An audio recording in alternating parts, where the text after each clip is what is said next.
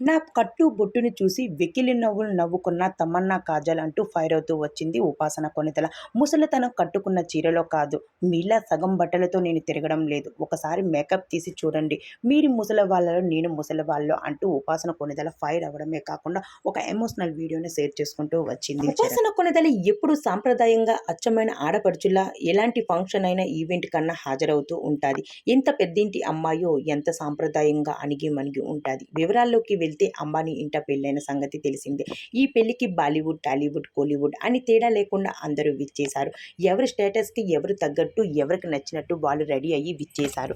పెళ్లి కన్నా ఎక్కువగా సెలబ్రిటీ ఎటువంటి బట్టలు వేసుకొని ఎటువంటి జ్యువెలరీ పెడతారు అని ఎదురు చూస్తూ ఉంటారు చాలా మంది అభిమానులు. రీసెంట్గా ఆ పెళ్లి వేడుక సోషల్ మీడియా అంతా నిండిపోయింది. అందరూ కపుల్స్గా ఎంట్రీ ఇచ్చేశారు. టాలీవుడ్లో రామ్ చరణ్, ఉపాసన కూడా ఎంట్రీ ఇచ్చేశారు.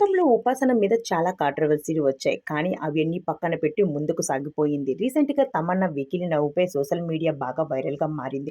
ఉపాసన ఎప్పటికప్పుడు ట్రోలింగ్స్కి గురవుతూనే ఉంటారు. అంబానీ పెళ్లిలో ఉపాసన సింపుల్గా, ట్రెడిషనల్గా ఒక చైన్ లాకెట్తో సింపుల్గా పెళ్లికి విచ్చేశారు. ఆ లుక్స్ మాత్రం అంబానీ పెళ్లిలో ఏమాత్రం సరిపోలేదన్నట్లు కాజల్, తమన్నా సైతం నవ్వడం, ఉపాసన కొనిదెల ఎవరో తెలియని అమ్మాయిలా ఇగ్నోర్ చేయడం అన్నది అందరినీ బాధించి రామ్ చరణ్ అభిమానులు సైతం ఫైర్ అయ్యేలా చేసింది.